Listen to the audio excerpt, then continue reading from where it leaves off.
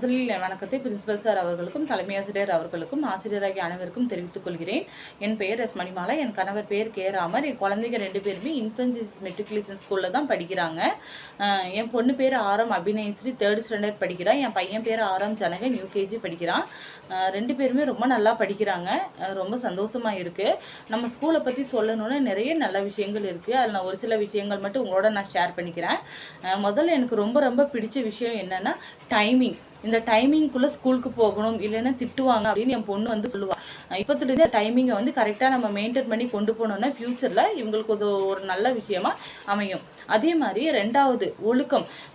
எப்படி ட்ரெஸ் பண்ணணும், எப்படி நீட்டாக இருக்கணும், எப்படி பேசணும், எப்படி பழகணும் அப்படிங்கிற விஷயங்கள் கூட ரொம்ப அழகாக சொல்லித்தராங்க.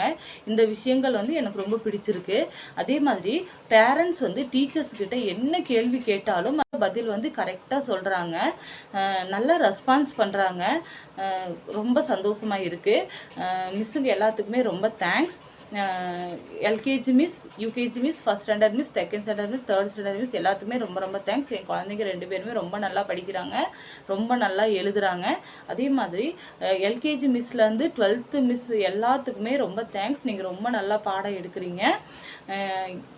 இந்த வருஷம் நம்ம 10th 11th 12th எல்லாருமே நல்லா படித்து நல்லா மார்க் எடுத்திருக்காங்க. சென்டம் வாங்கியிருக்காங்க நம்ம ஸ்கூலில். ரொம்ப சந்தோஷமாக இருக்குது.